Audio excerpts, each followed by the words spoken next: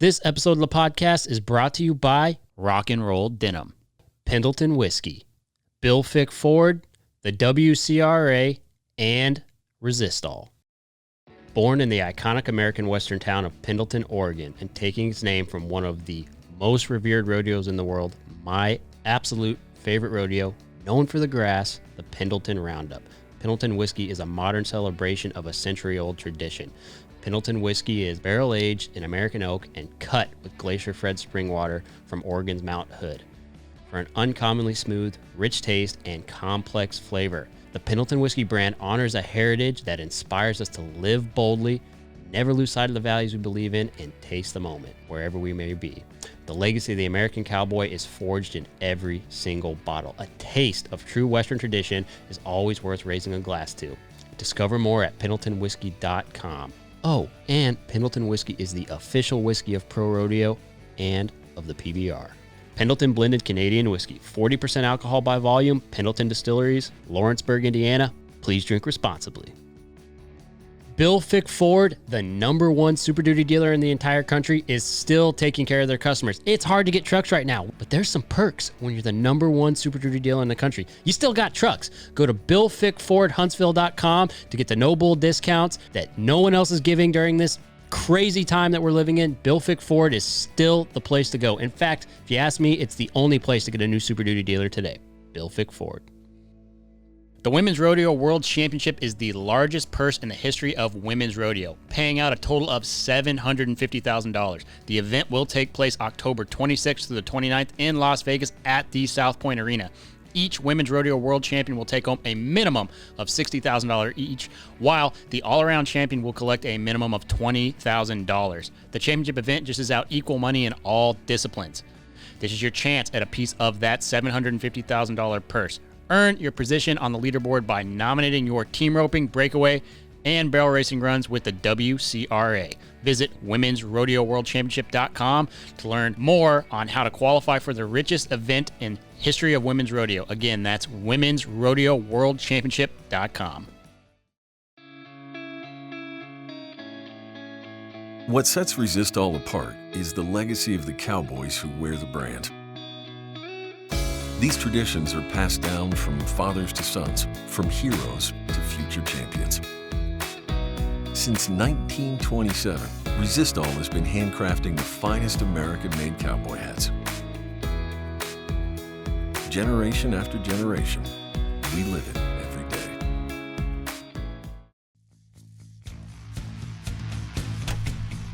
This is The Gauge with host Chance Conradu.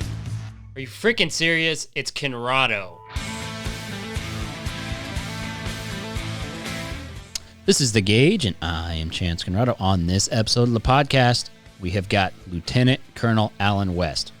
You guys know by now, I'm a political freak. Well, this is one of the most prominent political figures talking right now on the Republican side of the aisle. He has served at every level, military, Congress. Now he's running for governor in the state of Texas. He's got books out. He seems to make a weekly appearance on Fox News. We are super lucky that he came in here and sat down with us. I feel so much smarter. I feel politically savvy, and I encourage you to listen to it so you could feel the same. Check it out.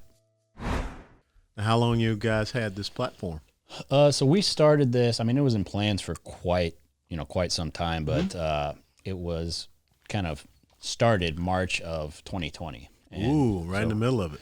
Yeah, strategically. Yeah. I had the I don't know if you would call it a vision, but the idea of doing it a couple years before and then chickened out, and finally decided that what better time to launch it than, when everyone's locked in. When everyone's locked in, and boy, did it pay dividends to do that model.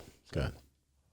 You had a captive audience. Very much, and it's a very specific audience. So this kind of discussion that we're going to have is really pandering to your audience, but I think Never pander. Basing my beliefs and what yours are, they're very similar, and so I think the best thing that we can do as conservative people, if we have platforms, is and young rally. People. Yeah, I really appreciate it. That's one of the key things we got to do better of. Minority communities and young communities, getting them to understand those principles and values that are important. I always say that we got to convince young people that free does not equal freedom. Yeah, and I think that, and young is my group. that's one of the things that I speak on the most, and what we discuss. We talk about a lot of different things. This is a very open, free platform. We'll get real goofy and and silly on certain podcasts, but when it's time to get serious about our freedoms, and you're a constitutionalist, which is the one thing that I like about you the most. Absolutely. And it is the only document, in my opinion, that's keeping us grounded in this country. And that's why, and it's under assault. It is terrifying. Yeah. Which is, for me, the platform that we have and the group that we speak to, it's very clear, like we're Western folks, right? And you wear the cowboy boots, and I love that, and that's absolutely. That's where I'm from. It's so funny because I was born and raised in Georgia and went to Tennessee, and people always say, "Well, you just probably started wearing cowboy boots when you got to Texas." I said, "No, I got my first pair of cowboy boots when I was a sophomore at University of Tennessee. Yeah, back in 1981." So I don't know if people realize how similar Tennessee and Texas actually are. Well, the one would not exist if it hadn't been for the other. Yeah. And that's a very important bond because, like I say, the University of Tennessee, we have a very unique nickname. It's not anything. It's volunteers. And how did we get that nickname? Because of what happened here. Yeah. Tennessee is a very unique state. For I mean, there's so many civil liberties that are there, and it's it's like almost its own thing more than even Texas. A lot of people are moving to Tennessee. Nashville is out of control. Oh, it is, and Knoxville too. A lot of folks moving up into the East Tennessee mountains and everything. Land is cheap, and they love the way of life. Now. Yeah, we know a really great state senator there, and just the way that Tennessee operates, it operates like a very well-oiled public company almost. It's very unique. Yep. And I think if more states operated like that, you'd probably agree. Absolutely. This country would be in a lot better. And situation. we got to get Texas back on that track. Yeah, which I'm assuming is why you kind of throwing your hat in the race for the governorship, which obviously you've got all the merits a guy would need to do that. But you're very kind. I'd be very interested, and I've followed you quite a bit, and obviously we've been in discussions with your team for quite a while about getting you on, and that was very strategic. It's not just because you're running for governor in Texas, but it's actually because I really, really, really believe in what you believe in, and think that your approach. It makes so much sense. Even before. So I've got family in Florida, and they've got businesses there, and it was funny. Way before we talked about having you on, they knew exactly who you were because of the district that you were in. So yeah, it would be really nice just to give our audience kind of the background on who you are, and sure, I'm really interested in your early upbringing in Georgia and where you came from. I think to have a discussion like we're going to have, it's great to set the stage. Maybe you got it. Say when. Hey, we're on. Yeah, he's just fiddling with cameras to try to make me look at least halfway decent. Well, so. you that's an uphill battle with me. Well, yeah, me too. But cool. Yeah, but I would. I know you grew up in Georgia and Atlanta, and if you could just kind of give the overview of your childhood and things like that, I think it would be really nice. Well, it's very interesting because when I hear this discussion about how America is such a racist country, I just laugh because I was born February the 7th of 1961 in a blacks-only hospital in the inner city of Atlanta, Georgia. And, that was just 60 years ago. That's a long time ago. And the things that I've enjoyed and the successes that I've had, it doesn't happen in a country that looks at you and judges you by the color of your skin. And I think that was one of the things. I grew up in the same neighborhood as Dr. Martin Luther King Jr. was born and raised in. My elementary school was right across the street from Ebenezer Baptist Church and his final resting spot. And his dream for his children was that they could grow up in a country that judged them by the content of their character, not the color of their skin. And so it's absolutely, ironic that now all of a sudden we're going back and we're talking more about color of skin. You just saw recently what the Salvation Army came out and saying that, whites need to, apologize for all these things. Nobody needs to apologize for me for anything. Well, all I ask is the equality of opportunity, and that's what my parents taught me. So I had a great dad. My dad was a World War II veteran, United States Army. He was a corporal, and if you recall, at that time the Army was segregated. But he never spoke an ill word about this country or being in the military. My mother served 25 years civilian service with the 6th Marine Corps District Headquarters in Atlanta. So I knew that I was either going to be a soldier or a doggone Marine. That's just how I came up. My older brother was a Marine. He did not get drafted. He volunteered to go into the Marine Corps. He served in Vietnam as an infantryman and was wounded at a place called Khe Sanh, pretty bad area. And so at the age of 15, my dad challenged me to be the first officer in our family. And he said, there's no greater honor than to wear the uniform of the United States of America. And so Immediately, I joined high school, junior ROTC, and I had 4 great ROTC instructors there in high school, Lieutenant Colonel Pagonis, Major Heredia, Master Sergeant Buchanan, and Sergeant First Class McMichael. I will never forget those men, because it's one thing to have 2 great parents in the home, but when you have people outside of the home that can keep you on the right path in the right direction and, train you up with the right type of leadership skills, discipline, and focus, that's what I had, in my teachers and those ROTC instructors. So I went on to the University of Tennessee, which at the time had one of the best Army ROTC programs in the country. And 31 July 1982, I was commissioned as a second lieutenant in the United States Army there at Stokely Athletic Center in the Field Artillery.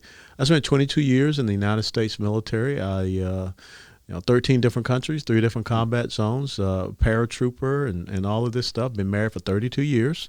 My wife's dad was also a military guy, retired 24 years in the Army as a master sergeant. He's buried at Arlington National Cemetery. He did 2 tours of duty in Vietnam himself. So she understands, the perspective of being in the military, from that of being a dependent child, that of also being a spouse, and then, of course, raising 2 daughters who, we have Aubrey and Austin, 28 and 24, well, 25 now, because she just had her birthday last week. We got 1 grandson that was born 6 months ago, Jackson Bernard. First one, huh? First grandson. How about that? Absolutely. He's got me wrapped around his little dadgum finger. I bet. So, but and we all live right here in the North Texas area. We live in Garland. Our oldest daughter lives in Carrollton, and our youngest daughter will be moving into a house with her husband in Garland as well. So sure.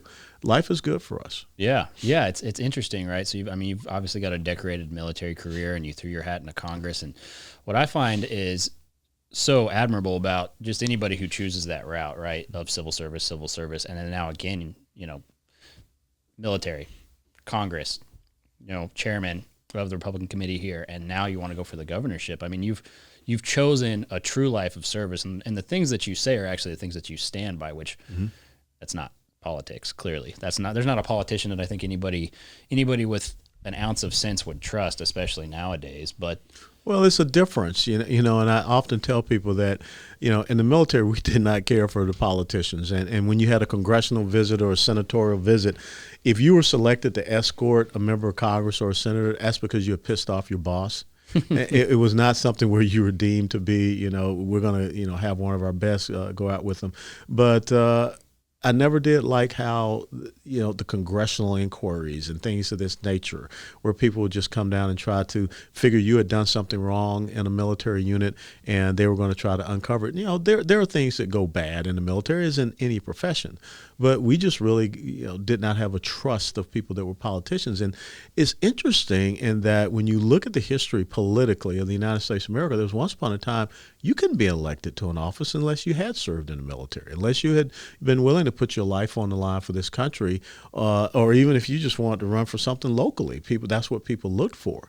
And about 45, maybe 50 years ago, you had 70 to 73% of the members of Congress, House and Senate, that had served in the military. Now that number is down to about 17 to 18%. And I think that's where you see a difference in what is happening, because people in the military, and not everyone. I mean, I got some issues with Mark Milley and the current Secretary of Defense, but most people in the military understand that it's about selfless service. It's about putting something greater than yourself above yourself, and that's what you commit to. The Constitution of the United States of America is what you take an oath to support and defend, not a political party, not a person, not an ideology. It's the rule of law. And so when you look at politicians, the thing that I say, the difference between politicians and statesmen and leaders is that politicians tell you what they think you want to hear. Because all they want, vote for me. And that has gotten us into a big problem in the United States of America. Republican, Democrat, doesn't matter. It's still people saying what they think you want to hear. Statesmen and leaders are going to tell you what you need to hear. When I commanded, like 600 troops over 2003 in Iraq, I didn't tell them that, hey, guys, tomorrow we're going to cross the berm, we're going to go into Iraq. It's going to be fun. Yeah, we're going to get steaks trip. It's going to be a beach trip. Steaks every night. Everything's going to be good. No, I told them it's going to suck. You got to embrace that suck. And before we even deployed to go over there, we trained hard at Fort Hood, Texas, because in that battalion of 600, there are only 2 of us that had ever been in combat before, myself and my command sergeant major, and that was 30 years ago now in Operation Desert Shield, Desert Storm. But the thing is that's what we need to have is people to remember what leadership is about. Not folks that want to do, as it says in the Bible, 2 Timothy chapter 4, tickle people's ears and tell them what you think that they want to hear, makes them feel all good and warm and fuzzy inside. I'm going to give you something. You can stay at home and not work. We're going to give you a check. It's like the culture of the participation trophy. Yeah. When adults decided, maybe we can help little Jane or little Johnny because they're not getting into the game, instead of pulling them off to the side like my dad did, say, boy, you need to practice harder. You need to do better. I didn't come out here to see you sit on a bench. And I didn't want to have my dad say, yeah, that's my boy. He's sitting there on the bench. And everybody else is sitting there and say, look at my son. He just, made a tackle, scored a touchdown, whatever. But instead, we decided to give kids something that would help their self-esteem, and we're still doing that. And now we have a generation that sits and believes that they should get something for doing nothing, which is absolutely abhorrent. Well, and I think the thing that if you believe in personal responsibility, which means you take the personal responsibility to actually try to figure out why these things are happening, it's not because they want little Timmy and Sally to be safe and comfortable. Because if they give them enough things, then what are they going to do on election day? They're going to re-vote for the same party, same person that gave them the free things. You can look at these certain communities across the country. Look at the black community. Yeah, they destroyed the black community. I mean, 60 years ago, even though I'm born in a blacks-only hospital, you looked at our neighborhoods and you looked at our communities. You had mommies and daddies in the home. You had small businesses, in the communities and everything. You had safety and security. And now look at what has happened. Only 24% of black kids have a mother or father in the home. Look at the gang problem. Look at the lack of small business entrepreneurship. Look at all of those ills. Look at the lack of good quality education. And so what are the second, third, and fourth order effects that you get from that? And so, again, when you look at Lyndon Baines Johnson, president from Texas, and his Great Society programs, what was it all about? He called it a war on poverty. Well, heck. We've been fighting that war for 60 years, and I don't hear a lot of people, almost 60 years, I don't hear a lot of people talking about that. And we're losing because we still have people in poverty. And guess what we're doing? We're extending and expanding poverty. So when I hear people say, we need to expand Medicaid, okay, scratch your head. What is Medicaid? Medicaid is a health care program meant for people at or below the poverty level. So why would you want to expand Medicaid? Because if you're expanding Medicaid, that means you're expanding poverty. Yeah, exactly. So, and it originally wasn't designed to be a long-term solution, just like welfare. They're temporary things to help people get on their feet. Temporary assistance, programs, just like the food stamp program. But what happened with the food stamp program? Well, it was embarrassing for people to be there in the grocery line and pulling out the food stamp. So now we give them a credit card, electronic benefits transfer card. And guess what? You can use the EBT card anywhere. Yep. You can see it at convenience stores or whatever. And so, again, the original intent of a lot of these things, when all of a sudden people realize I can control people with this.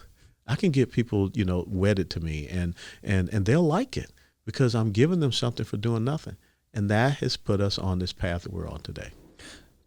To transition a little bit, because I agree 100% with what you're saying, why is it that you think that societies, like great societies like the United States, they don't learn from history? Why is it as soon as one generation gets removed, it's a cycle that repeats? You've seen every great dynasty, country, empire fall for 200 years. These very reasons. 200 years. We're right at that point. At 245. And that's what Alexander Fraser Tytler, a Scottish political philosopher, said back in the, I want to say 17th century. He said a democracy cannot exist as a permanent form of government. It can only exist until a point in time when the voters realize they can vote their own largesse out of the public treasury. From that moment on, voters will always vote for the person that promises them the most benefits, with the ensuing result being the collapse of the democracy over loose fiscal policy followed by dictatorship. And he talks about that cycle.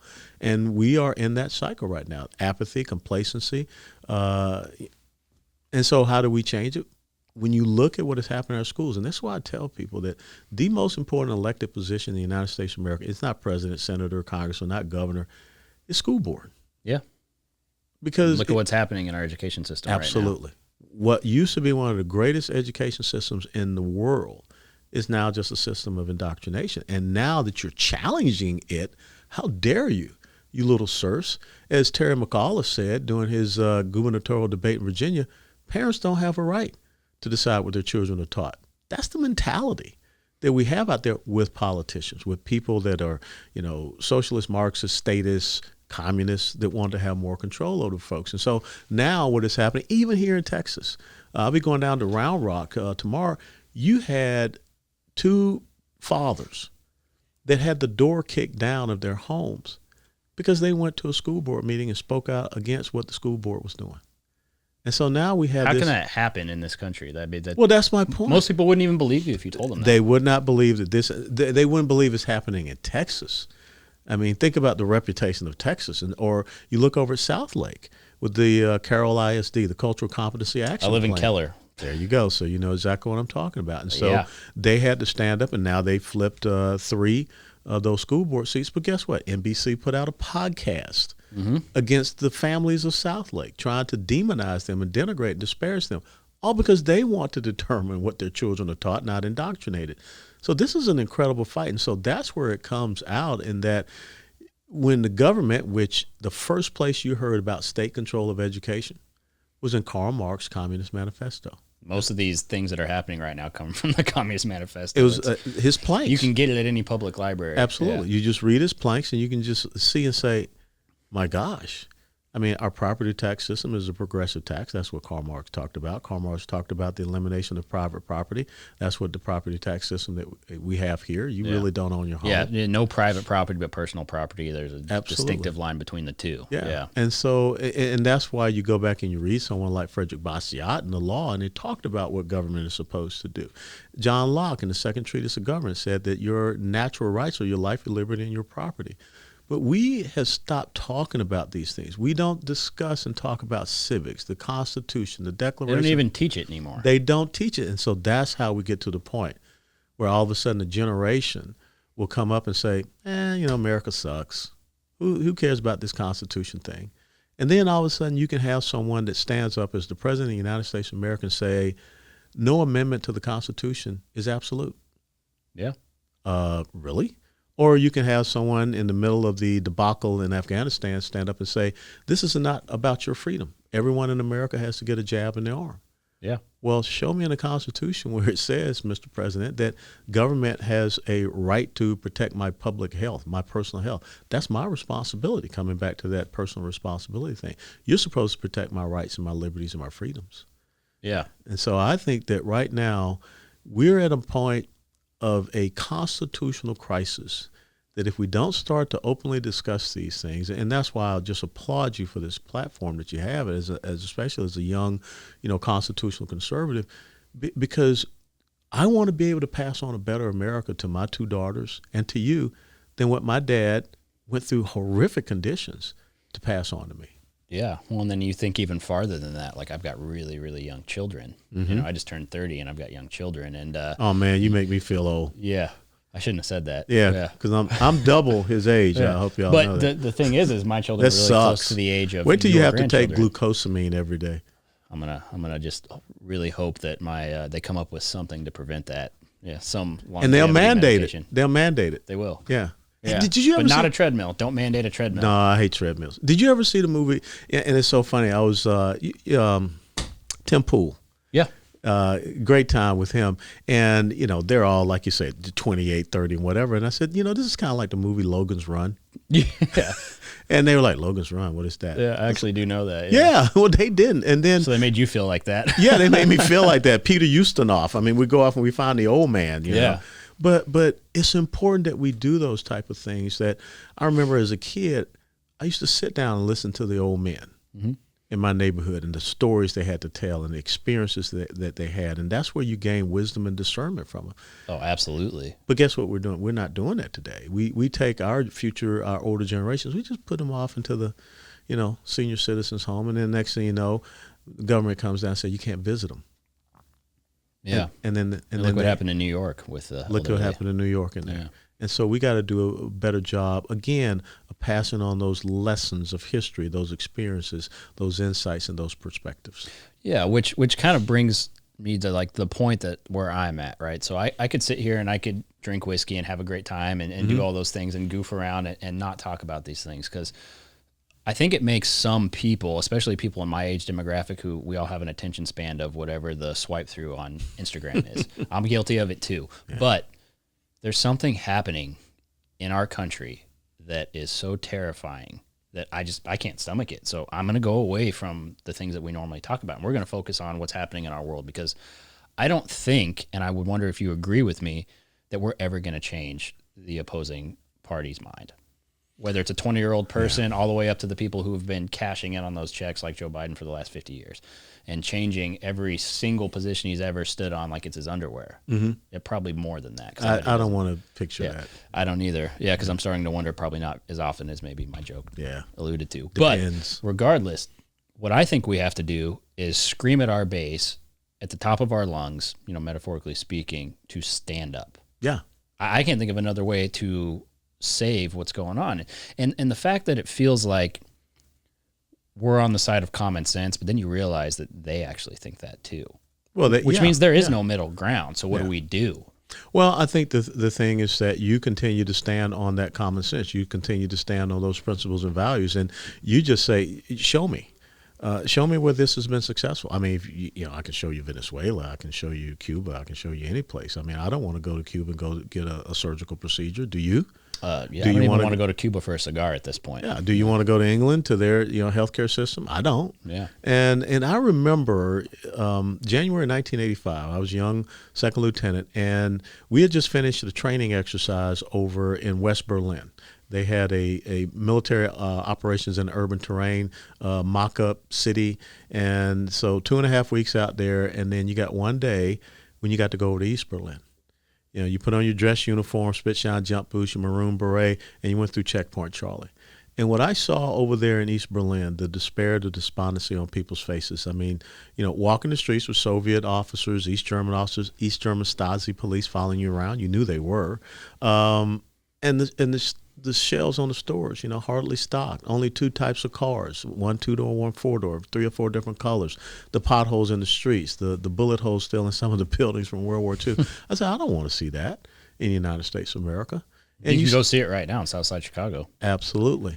Or Detroit, places in Detroit. Like 20 years in Detroit. Yeah. And so the thing is that, again, if we're not sharing those experiences, we're not talking about this, there are some people that, for whatever reason, they believe Marxism, socialism, communism, statism, it works.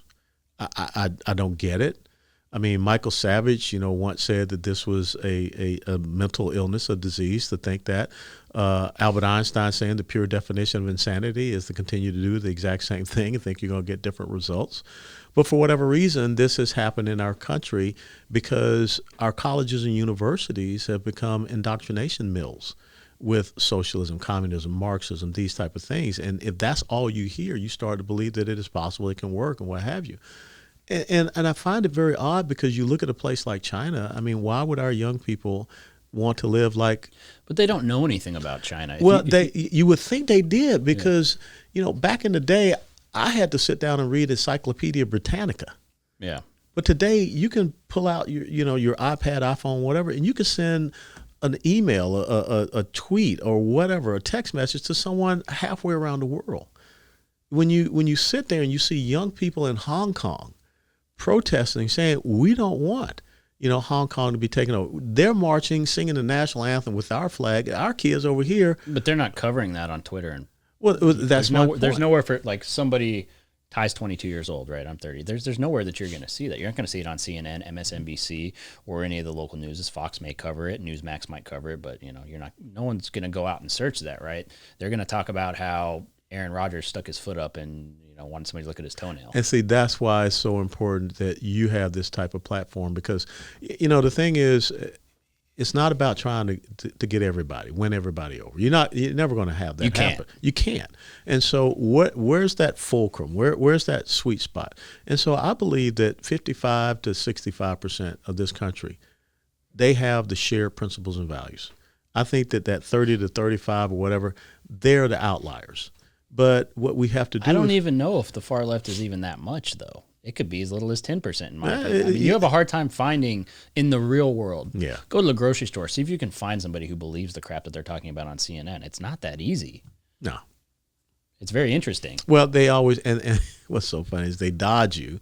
And that's when they throw the conniptions, they start yelling and screaming at you because they know they can't defend it. And what I always tell people is that when they're yelling and screaming at you, when they're calling you the names or what have you, you're winning the debate.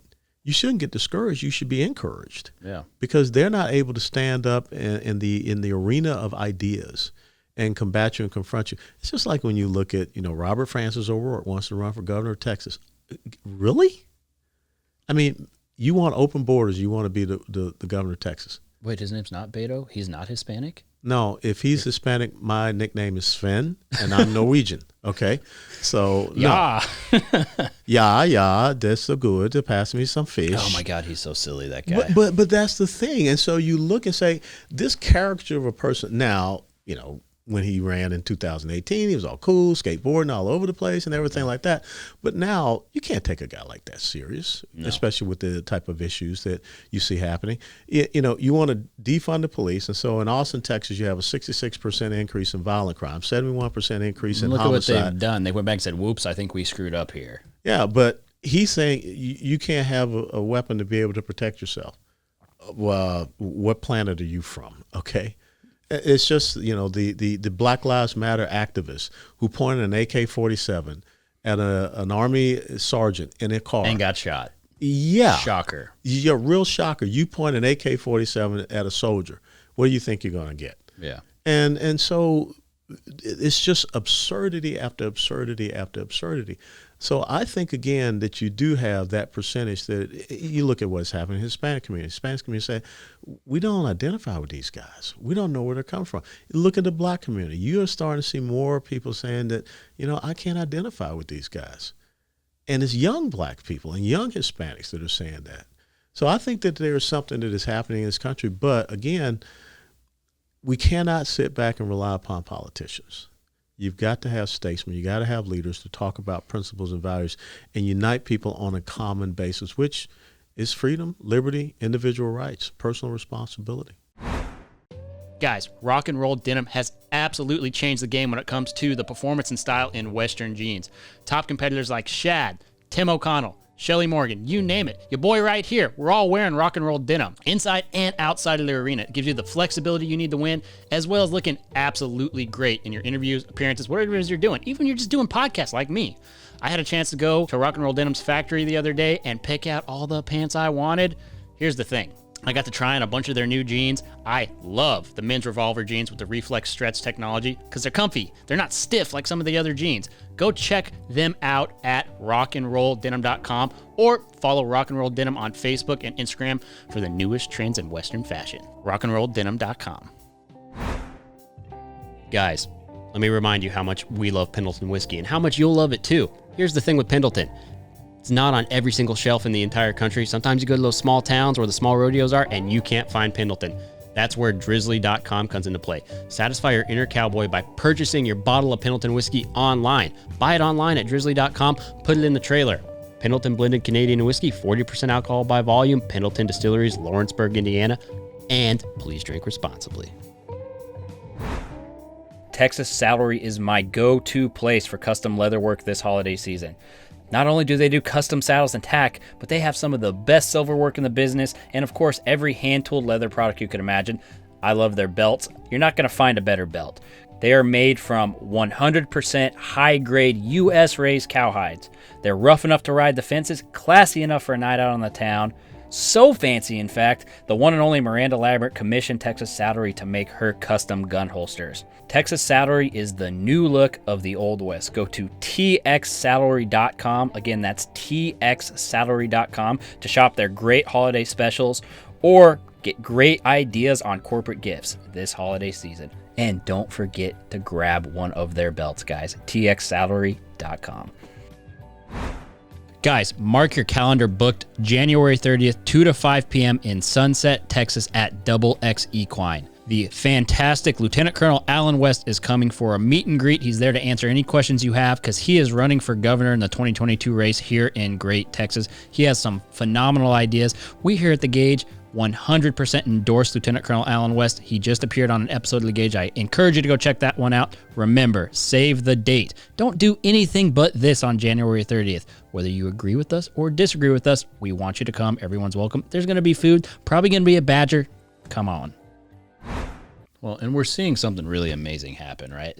Private media like this, like some of the other some of the really huge ones out there, they're the number one source that people are now getting their media from. CNN can't hit a viewer. Who watches Don Lemon? I mean, give me a break. No one wants to hear that. Aaron, you're not whatever her name, you know. Yeah, no one wants to hear that because it's nothing. Fredo. Yeah, whatever. Who cares? Like they're just talking heads. They could be anybody. No one cares because there's nothing about them that's objective. There's nothing about them that is journalism. It's just a joke. Yeah, and we could sit here and have a conversation about Star Wars and it'd be more entertaining than that. And I don't want to do that. But you could. Obi-Wan. Yeah. Exactly. Luke, I'm your father. You see? All of a sudden, that's better than an hour with Don Lemon. That's all you had to do. But dude, that's better than anything with Don Lemon. Yeah, it's just a joke. Like, but I think that more people are waking up and seeing that. I mean, I had an interview recently, and I don't know what I did, but I did something to set Joy Reid off on MSNBC. But anything can set Joy Reid off. Yeah, and that's her character. That's her character. I mean, just a hateful person, and somehow it got into my haircut, and I'm thinking, really? Your haircut? Yeah. No, I mean the person is asking me, how do you respond to what Joy Reid said about you and your haircut, whatever. I said, I don't. Yeah. I mean that shows to someone that's imbecilic, and I'm not going to lower myself to the standards to talk about that. But again, that's all they have, and so I just think that right now, the momentum and everything is on our side, and we cannot blow this moment. And the key thing that I would just say to you and everyone out there listening, don't ebb and flow. You have to find a steady state because the left ain't going away. And so we have to continue to keep the pressure on them and continue to expose them. And I will tell you the biggest thing that happened in 2020 with the shutdown was that parents finally started to realize my kid is being taught crap. Well, so go to a place where you wouldn't think this would happen, California. Mm-hmm. The parents are out there. I've got a business partner on a different business who lives just north of San Diego, Mm-hmm. and everybody in those areas have pulled their children from school. Mm-hmm. They're not going to tolerate it. Yeah. They're not, and that's in California. In it's Virginia, unbelievable. In Virginia. Yeah, I mean, Virginia, West Virginia, all of them. Joe Biden wins Virginia a year ago by 11 percentage points. And look what happens in that race. In 1 year. Race. Amazing. Yeah. Yeah. And so I think that it is happening. And the other side, they just continue to drop grenades on themselves. And Napoleon had a great quote. He said, never interfere with your enemy when he's destroying himself. Yeah. He had a lot of great quotes. Like if you're a businessman, it's like, wait 3 days to respond to anything. It'll resolve itself. Yes, it will. There's a lot to learn from Napoleon. A lot not to learn, but don't go into Russia in the winter. I mean, and talk about, don't pay attention to history. Yeah. Look what Hitler did. Yeah. The exact same thing. He did. Yep. You don't go into Russia in the winter. Yep. You go in, you kick some butt, and then go back home and wait for it to warm up again. Yeah.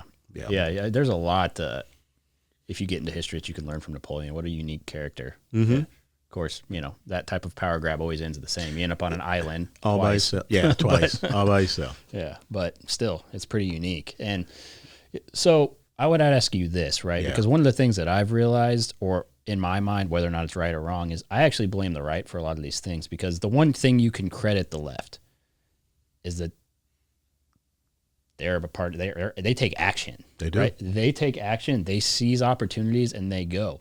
And they're relentless. They're relentless. And the right, for whatever reason, is a group of passive rhinos that just let it happen. You got to wonder why that is.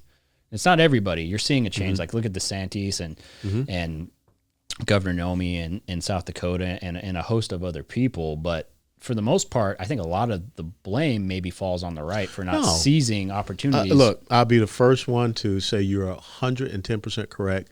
I came into Congress in 2010, that whole Tea Party wave and everything, 63 congressional seats. That's what Barack Obama lost in his first midterm election, the largest amount post, I think, World War II or post-Depression.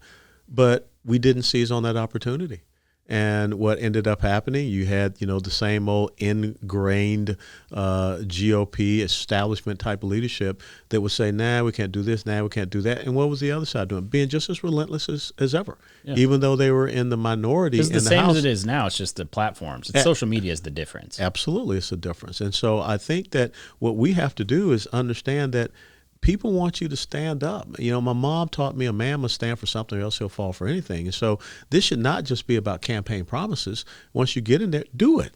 Because the other side, they don't want a power share. They want to be in power. They want to be in control. And so that brings me back to one of the things that frustrated the crap out of me as chairman of the Republican Party of Texas, where the left had their sights on Texas. They wanted to flip the Texas State House. They wanted to win congressional seats and everything. And they got nothing. But what ended up happening with the Speaker of the House for the Texas State House? He gave 15 committee chairmanship positions to Democrats.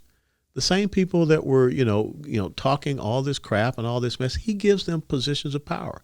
Same 15 people were on 3 private jets that took off and abandoned their duties and responsibilities during a special session. Guess what?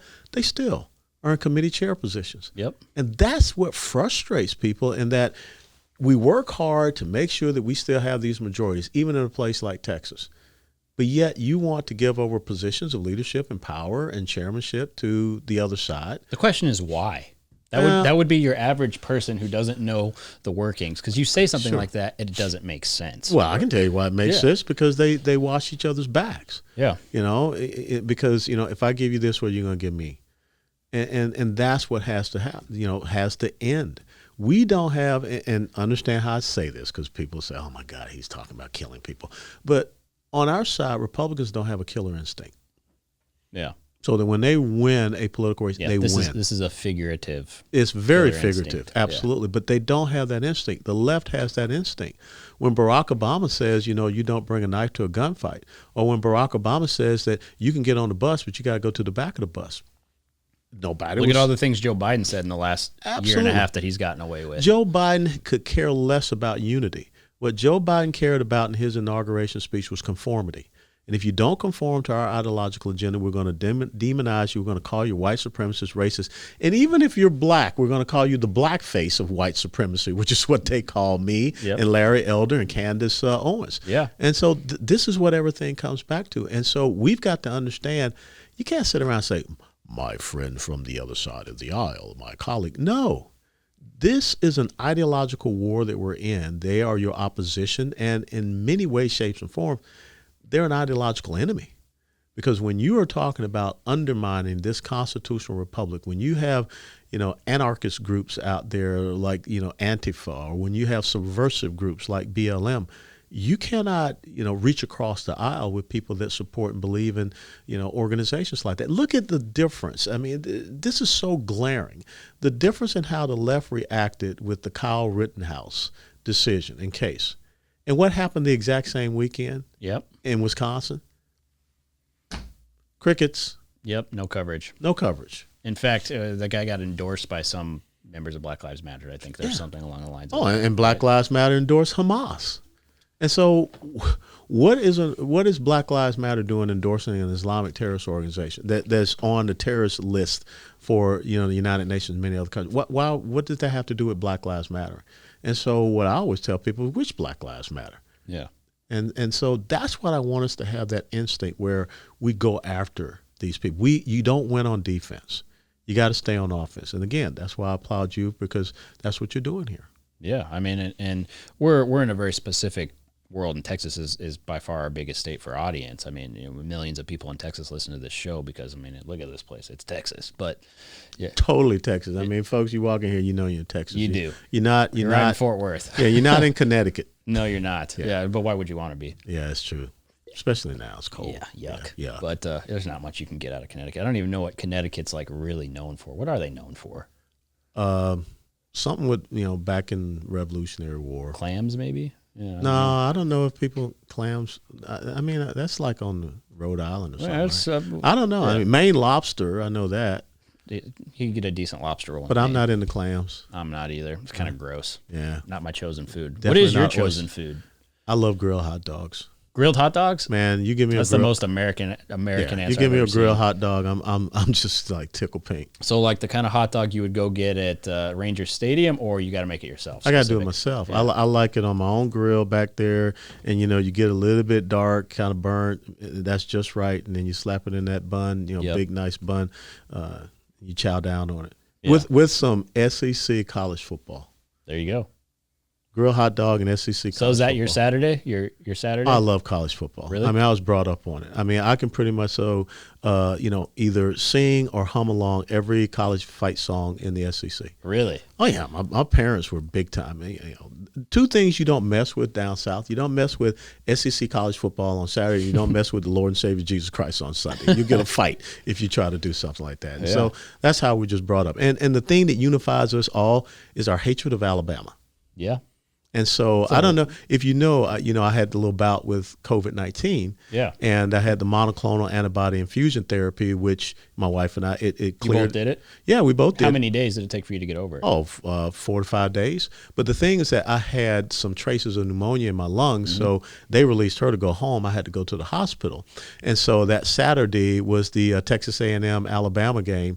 And I tell everyone the reason why I, recovered so quickly because Texas A&M beat Alabama. And I was just tickled pink. Yeah. Yeah. Yeah. Do you have any lasting effects from the COVID you had? I still don't have a sense of taste or smell. Well, It's been months. the smell, but otherwise I'm good to go. And I'm back to my normal workout and running routine. As a matter of fact, I was released from the hospital on a Monday morning Sunday. Released from the hospital on Sunday.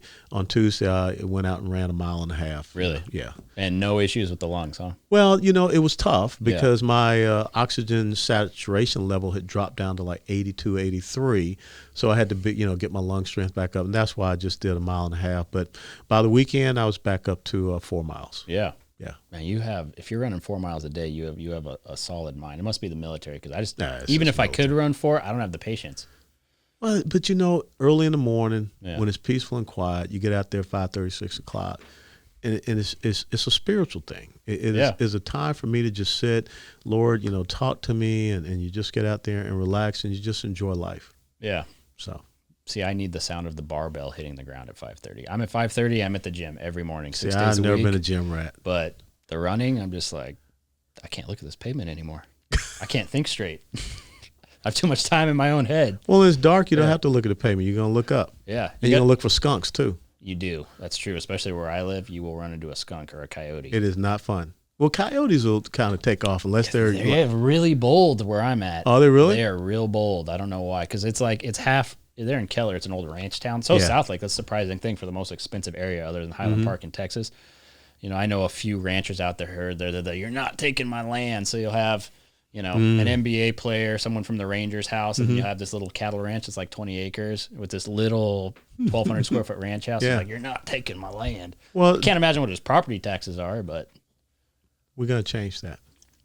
So I really do want to hear some of your plan as far as your race for the governorship, what you would change. We have some serious issues here in Texas. We have very serious issues. The border being probably number one. Human sex trafficking is another one, and number one state in America. The power grid here. I mean, there's so many issues in Texas that I think people don't realize. Let's start out and talk about the border. The border is very simple. The border should be broken down in a border control zone. You've got several different sectors, from the El Paso sector, Big Bend sector, the Del Rio Grande Valley, Laredo, and you break those sectors down. And Highway 90 should be the northern edge of your border control zone. Illegals don't get outside Highway 90. You just shut that down. And each one of those sectors, you have to task organize a force between the sheriffs that are there, the National Guard that is there. Since we have a constitutional crisis and the federal government does not want to do their job, then you take operational control of the Border Patrol agents, and they want to do the right thing. They're just not. How does a state do that, though? The state does it by the Constitution, because right now you have a federal government that's violating the Constitution. It's called the Guarantee Clause, Article 4, Section 4. Two things the federal government is supposed to guarantee to every state in the union: a Republican form of government, not Republican Party, but a Republican form of government, and then to protect every state from invasion. And when the federal government doesn't do it, founding fathers were brilliant. Article 1, Section 10, Clause number 3, which says... It's like they knew. They knew. They knew everything. I mean, these guys thought about how could they screw it up. And they wrote something that, okay, the federal government gets out of control, if the executive branch gets out of control, legislative, they had all these checks and balances and systems in there. So they really believed in the sovereignty of states. And so the federal government defaults on their guarantee, then the states, when actually invaded, that's what it says, when there's imminent danger, you look at the drug trafficking crisis. You look at the human and sex trafficking crisis. Texas is the number one state in America for human and sex trafficking. Dallas and Houston, top two cities in America for sex trafficking. Yeah, it's amazing. Living where I live, and I come from a really, really humble ranch background in Colorado. My parents, real humble, the whole thing. But, I mean, I've worked really hard to get to where I could live in a decent area for schools and things like that. And even when you go there, they just busted up a sex trafficking ring in the neighborhood that's next to where I live. And you're talking an average home price in that neighborhood. It's like $800,000. So they had an $800,000, 5,000 square foot house that they cut up and they just turned into the whorehouse. I mean, that's frankly what they did. Yeah, with little kids. In Keller, South Lake. Yeah. It's everywhere. It is everywhere. It's unbelievable. And that's what we have to come to understand. And we've got to, if you're going to defeat sex trafficking, first and foremost, you got to defeat the demand. And then you defeat the supply. And the other thing we have to do, once you establish that border control zone with task forces, you give our sheriffs the ability to arrest and deport, not just arrest people for trespassing. You deport people, since the federal government's not going to do it. You put your National Guard on the border, not 20 or 30 miles off of it. You make sure that they have the right rules of engagement. The cartels shoot across the border. That's an act of war. And we need to see it that way. And that's the other thing. The cartels are transnational narco-criminal terrorist organizations. And if you designate them that in the state of Texas, guess what you can do? You go after their money. There's cartel money in banks all across Texas. You go after the property that they have here. You freeze those assets. You seize those assets. And you use those assets for your own border security fund. Why would the federal government not want to do that? Because the basic human rights. It's not the federal government. It is the progressive socialist left. Their ideological agenda is open borders. They don't see America as a sovereign place. And furthermore, what they want to do is flood the zone with people that eventually they want them to vote. It all comes back to the vote. It all comes back to the vote. It all comes back to power and control. And it is absolutely hypocritical to say that you have to get a jab in the arm, but someone coming across the border, $200,000 a month, they don't have to get anything done. Nothing's mandated. As a matter of fact, we'll give them $1,300, $1,400 of taxpayer money, put them on an airplane, put them on a bus. $400,000 until you get $400,000, absolutely. For quote unquote separating families, when you need to be able to verify that is a mother or father or cousin or relationship to this child, so that it's not part of the sex trafficking. But yet we have aiding and abetting of human and sex trafficking by our own government because we're not stopping it. And that has to happen. These non-governmental organizations down there, Catholic Charities is the main one, they should have their licenses revoked from operating here in the state of Texas. You cannot be a travel agency for illegal immigrants. And so that's another thing we do. And we got to tax remittances. So many illegals here in not just, the country, especially here in Texas, are sending wire transfers back to Mexico, Nicaragua, Honduras, Guatemala, El Salvador. You got to tax those remittances. Oklahoma does it at 1%. I say we do it at 10%. And again, that's generating funds for your border security. And we've got to look at where it is smart to put a physical barrier, obstacle out there. There are some places like in Kenny County, you can't put it there because it's a flood zone for the Rio Grande. But when you go out into Brewster County and in the Alpine and the Big Bend, maybe you can have a physical barrier that is out there to prevent really a lot of the single military age males. So that's how you got to correct the situation with the border. It's an insurgency. This is not just your normal everyday thing, and we've got to take the fight to the cartels. With property taxes, you got to be able to own your own home in Texas. You can pay off your land, pay off your mortgage, and you still can't own a home. So first and foremost, government at all levels has become a self-licking ice cream cone. They continue to grow themselves, and if they grow themselves, they got to do what? They got to increase the taxes. And so property taxes keep increasing, which comes back to the Karl Marx thing. So we've got to, trim down the state government here. We got to get them on a zero-based budget system, because instead of this baseline budget, which says every budget cycle we're going to advance off of this baseline, we're going to increase spending. Now, we may cut the increase of the spending, but we're always going to start this baseline. It's got to start at zero. And all of the savings that we could have, we put it back toward reducing the property tax burden on the citizens from the state perspective. But in the long term, and when I say long term, I mean a year or two, we got to transition away from this. And prior to 1917, when we implemented and instituted the personal income tax in America, taxation was based upon what you bought. Yep. Consumption. And now it's everything. And so I think that we need to just stop all of this and go right back to where we were previously. It's based upon what you are going out there as the citizen, as the consumer, out there purchasing. And that's what we call the fair tax. And I think it may be hard to do that at a national level, but it's a lot easier to do that at state level. Yeah. Yeah, and the issue, like if you own property here, your property tax is a second mortgage. It is. It's unbelievable. Yeah. And the difference in like a state income tax, and I had the benefit of being in Colorado before I moved to Texas, and your state income tax is far less than what the property tax in Texas is. Mm-hmm. You're talking even on a six-figure income, $300-$400 a month. Whereas here, if you have a $500,000 house, if you're in the county that I live in, and the town that I live in, you got a $1,200 a month gouged. second mortgage. Yeah, you're getting gouged, and so we got to move away from that. The grid thing, let me tell you, without a doubt, we have an over-reliance on renewables, the wind and solar, 23 to 26%. That's where we had them. And so on the Valentine's Day earlier this year, the ERCOT operators saw it go from 23% energy distribution output down to 3% because they froze up. And so then all of a sudden you try to look at the backup systems, natural gas, since we have an abundance of it, and no one had done the winterization. And so a lot of those systems had froze up, and we were just under 5 minutes away from a catastrophe in the state of Texas. That's unheard of. So first and foremost, we've got to look at ERCOT since we are on our own grid. And for those who don't know, the Energy Reliability Centers of Texas, there need to be Texans that are, supervising ERCOT and the Public Utilities Commission. They need to have more of a hands-on approach with ERCOT. And we cannot allow people to believe that they're promising us this amount of distribution output and then they don't meet it and there's no consequences. We cannot have energy companies that are selling energy outside of the state of Texas, to include Mexico, but they're not taking care of the people inside Texas in their own Which grid. we all learned. Yeah. Yes, everybody learned It was brutal. that. It was absolutely brutal. And then the other thing is that a lot of us saw an incredible increase in our utility bills afterwards to compensate for the things that they screwed up. And so that should not be the case. And so I think that, number one, we put renewables at what really is a manageable energy distribution output, 3 to 6%. We need to make sure that we have backup systems. We got to look at ERCOT, break it down into whatever zones and regions, and task organize the energy output. We got to bring back some of these coal-fired plants. We shut down 3. We could do that, and make sure that we're maintaining the right type of greenhouse gas effect and all of that stuff. And then we need to see, do we need to look at bringing in another, maybe 1 or 2 nuclear plants here in the state of Texas? So that's how we make sure that we don't end up freezing like we did again. Yeah, it was horrible. You hear stories from some people, or even I happen to know some people because we got hit really hard where I was at. Yeah. 11-year-old kid died in his bed in Conroe, Texas. Yep. I don't, for the life of me, I can't understand that.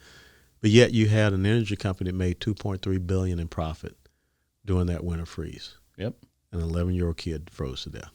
Can't happen. No repercussions. No repercussions whatsoever. Yeah, because how, and that's the biggest thing with these giant corporations. How do you make anybody accountable at that upper level? Well, I think people, how do you make them accountable? Well, I think without a doubt there have to be fines if you are not doing what we have said, and they didn't pass the legislation to make sure that we are having, winterization. There are inspections for it. You don't pass that on to the consumer. You're responsible for doing that yourself. And if you don't agree with that, then we probably should not have you here in Texas. And we should put out a letter or notice that says that here's a company that's supposed to be an energy distributor, but these are the problems that we found. So that Texans can make the right decisions about who do they want to select to be their energy provider here in the state. Yeah, absolutely. Free market. What's that? Yeah, that's sad. Yeah, I mean, we're slowly but surely getting away from it. I mean, when people can sit around and say your business is not essential and it has to shut down. Yep, that's crony capitalism, and we got to get away from that. Yeah, I mean, from the top down, it seems cronyism is just the model. But so I'm going to do a complete and total 180 and take us somewhere totally different because I think it would be a complete waste of having you here because of your military background not to ask you about Afghanistan. Spent 2.5 years in Afghanistan. I will tell you something. It hurt. Yeah. There were many friends of mine that we had long conversations because they were close. They were close because it's like, why did I go over there? Why did I lose my friends? Why did I see the things that I saw? Because the exact same people that they had worked so hard to get them off the battlefield are right back there. And then all of the equipment that we left there. People ask me, what is the most memorable thing of your time in the military or, right after the military when I was an advisor? I tell them seeing little girls go to school in Afghanistan, because I understood, me having 2 daughters, that was an opportunity for them to have a better way of life. But now to know that they've gone right back, and we have a government that put horrible people back in positions of leadership and power. Paid them massive sums of American money. And China now is going to be occupying Bagram. I just can't reconcile myself to that. And so, if you had just had the courage of leadership to say that, we're going to leave 2,500, 3,000 troops still in Afghanistan to keep this from ever becoming a terrorist sanctuary base. I mean, most people said, okay, I got it. I understand. And guess what? The people in the military would say, okay, I got it. I understand. Just give us the right rules of engagement, task and purpose, so that you're not putting us out there as targets. But to just surrender like that, I mean, the message it sends to everyone is that we don't have staying power. And I'm not one for perpetual combat operations, but I know that there's evil in the world. And there's only one way that you deal with evil. You eradicate it. And you got to stand up against it. Yeah, I mean, that's the oldest lesson, The first book and probably what'll be the last book says that time and time again. It's interesting, right? Because there's something about growing up in this country. We're also blessed to grow here, but we grow up with just this soft, plush skin that can handle nothing, that doesn't understand anything. And I don't think people, especially in my age demographic and even older and certainly younger, have any understanding what the world is actually like. All you have to do, even go on vacation to Central Europe or something like that. Go to Spain or even Italy or whatever, and it's just even that's so much different. It's amazing because when you have those young troops that, they're in their first tour of duty in the military and they go into a combat zone, the first thing they do when they get off that plane coming back, they kiss the ground because they now have seen what is so great and what's so special about the United States of America as opposed to some of the other places that are out there. And so you're right. I believe that we don't do a good job of exposing young people to the rest of the world. I just read a great op-ed piece from a Chinese professor who is here. He's an American citizen now. And he talked about how when he lived in China, his child and the regimen, the discipline, the hard work, the homework, the focus on math and science. But yet here in the United States of America, they don't get homework every day. The most important thing is make sure your kid comes with a healthy snack. And so here we are, again, the culture of the participation trophy against the communist Chinese. And look at how they are raising their future generations. Well, and look at the military standards. Look at what they're trying to do to the military in this country, and China's going in the opposite direction. Yeah, we are socially engineering our military while they're making their military tougher and harder and more prepared. And so at some point in time, when you look at the Chinese One Belt, One Road strategy, and everyone please look that out, China is all about global domination. Not just the regional hegemony there in the Pacific Rim, they're looking at expanding that out across the country. And so right here in Texas, we got to be concerned. ZTE and Huawei, 2 CCP-controlled telecommunications firms, have headquarters over there in Plano and Richardson. The Chinese, former Chinese... How interesting is that? Like, you can't get a Huawei phone here, but they can have a headquarters in Texas? Absolutely. That doesn't even... It doesn't compute. Yeah, nothing. Half the things we're talking about just don't make sense from a common sense standpoint. Or the former member of the Chinese People's Liberation Army who's bought up a large tract of ranch land down there right in Val Verde County near Laughlin Air Base. He wants to put up 700-foot tall wind turbines. Why do you need a 700-foot tall wind turbine? Right next to a major training facility where we train our F-35, F-22 pilots. What's he going to put in that? Absolutely. Yeah. And all he has to do is write a check to the right politician and they'll let him do it. That's the problem that we have, is that we have people that are willing, they're compromised. And again, this is not about R or D. It's this both sides. It's both sides. It's a sickness. And so you look and you say, well, why aren't we tougher on China right now? Follow the money. And how do you stop that? Like let's say starting tomorrow, Lieutenant Colonel Alan West is all of a sudden making every major decision for this country and how we progress over the next 20 years. I just want to get involved be or not governor involved. Of Texas. But this is a great. This is the opposite of the Communist Manifesto. We're writing our own great. Well, the thing is that we have something that was passed, the the Texas Infrastructure Protection Act, and we've got to just enforce it. I mean, why would you allow the number one geopolitical foe of the United States of America to have telecommunications firms in your state? Every business in China is. And does that fall on the governor to make that decision? Absolutely, it does. I mean, you're enforcing that law, the Texas Infrastructure Protection Act.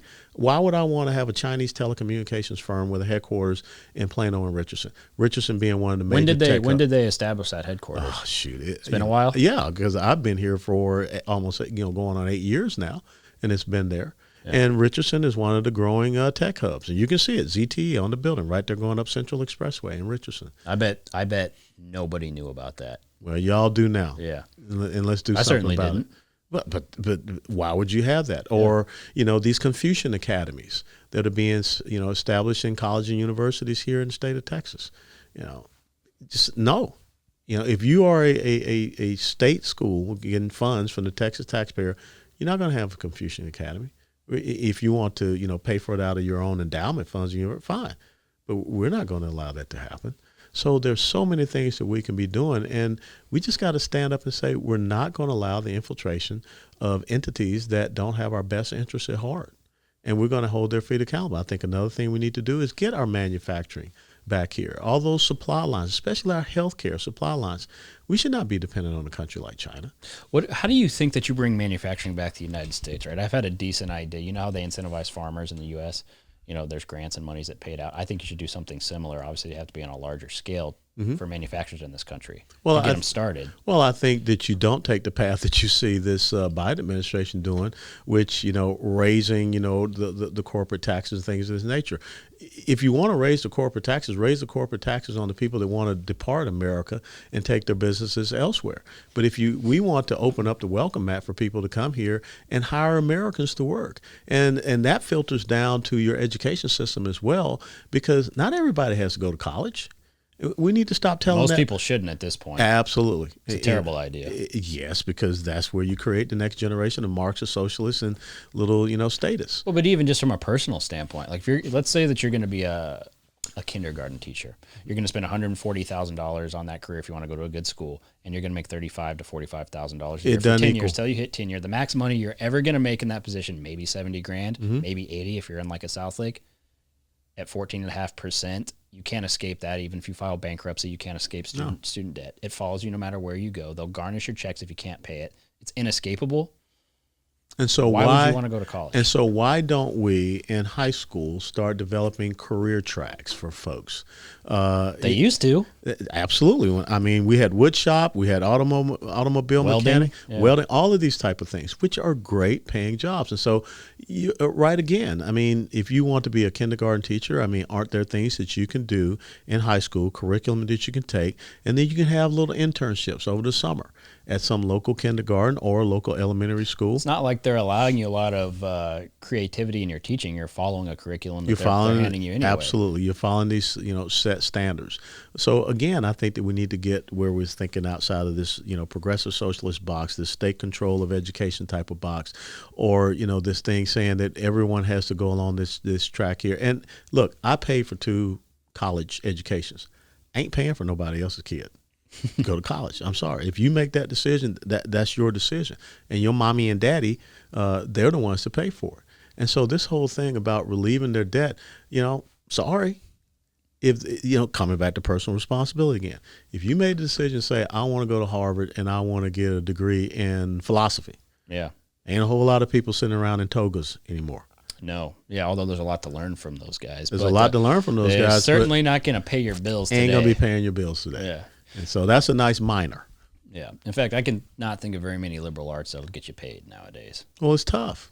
And so I think, again, when you look at coming back to how do you bring manufacturing back, when you look at what you want Texas to be, we should be developing educational tracks to get people into that productive members of that economy that we want to have here. One of the things that I talked about and made a press release about a couple of weeks ago is I want to see Texas be the gun manufacturing industry capital of the world. Yeah. If you want to talk about making, powder, Here in Texas. You want to talk about here in Texas. You want to talk about building rifles and pistols here in Texas. That is the one good thing about the United States. We still build our guns here. And that's why I want more people. I want people coming out of blue states where they're getting, penalized and everything like that. PayPal's going after them, banking, everything. Come here to Texas, and we want to build up the private equity that can support you. We want to make sure we have financial institutions that will support you. And so that's another great thing. And wouldn't it be great if out in West Texas or even here, a kid learns how to build his own, rifle? Now, some people say, oh, Colonel, now you're talking about, someone going out and killing. No, I want you to think about the technical expertise that goes into machining parts in a rifle. That's math, that's physics, science, everything. So why aren't we showing people what you can do with these things instead of just saying, what's the Pythagorean theorem? Yeah. Not what's the use of it, but just you got to memorize it. Yeah. So. Yep. Absolutely. I agree 100%. And again, this is why I was so excited to have you on, because you're just talking normal common sense stuff, which generally the more prominent political figures you talk to, the more you realize not very many of them are capable of having a common sense conversation, because they're just, it's ABCD, rinse, repeat, say it backwards maybe if you want a little bit, throw a little wrench in the whole thing. Scripted. But it's just a scripted, nearly inhuman process to talk to anybody who's in the political landscape. And you're not that, which is why, I will 100% endorse you for governor. I think the best chance we have in this state to get it on track where people probably think it is and don't realize how messed up Texas really is. You don't come to Texas, and you can see people are coming here 10,000 a month from California because they think it's the best. It's certainly better than that. That place is gone. LA, done. Never gonna change. San Francisco, San smash and grabs. Yeah. Who can believe that? Yeah. Public defecation. Austin went there for a second. Kudos to their mayor. They figured out how to fix their homeless problem, but they only had I heard this on Joe Rogan, so this is not like I'm but smart, the mayor got forced into it because the citizens, had the petition drive and they voted against that homeless ordinance. But the interesting thing was just, earlier this month in the election in November, they voted down Proposition A, which would be the refunding of their police. It's just unconscionable to me.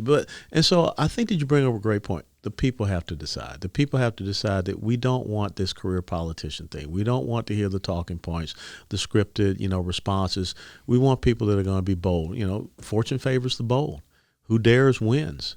That's what we need to have, especially here in Texas. Again, when you think about almost 1,300 miles of border that we share with another country that really the president of Mexico, maybe he's the mayor of Mexico City, but he's not controlling this area and these states that are along our border here.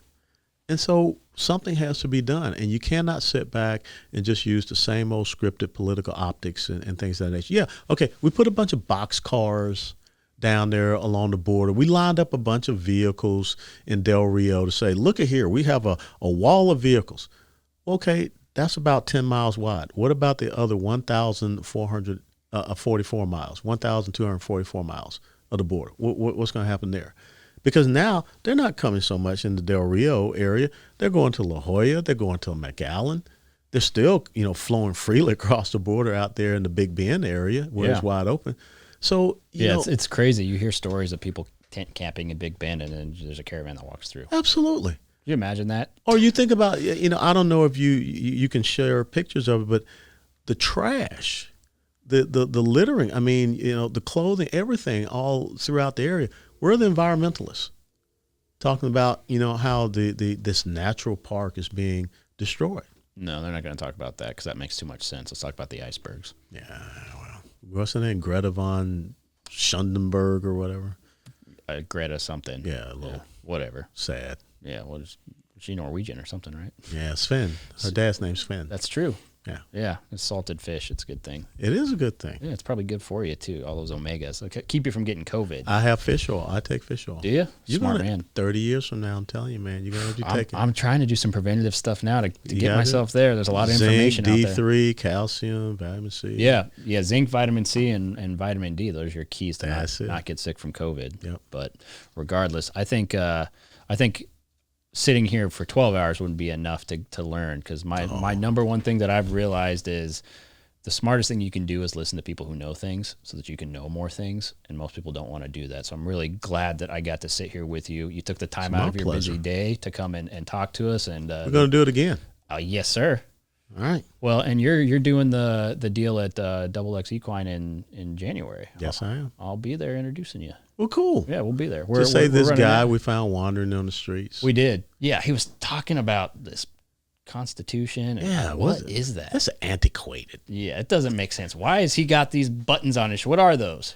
Well, I always tell people, this is so funny. I remember I was at a speaking engagement, and a young kid came up to me. He said, well, Colonel, what did you fly in the Air Force? I said, well, why do you think I flew? He said, because you got wings on your lapel. Yeah. I said, I didn't fly anything. I was in the Army, and I jumped out of airplanes. Yeah. And the little kid said, that doesn't seem real smart, Colonel. I was like, from the mouth of babes. Yeah. Well, some people can fly planes. Other people have to jump out of them. Right? We do. Absolutely. And what kind of restrictions do we have Zero. on language here? Zero. Well, the saying is that there are two things that fall from the sky: birds, shit, and fools. It's a fact. And I can assure you that is the cleanest. This is the cleanest podcast we've ever had. If we have one shit drop, we can go to church right now. There you go. We're good. Awesome. All right. Thanks a lot. My pleasure.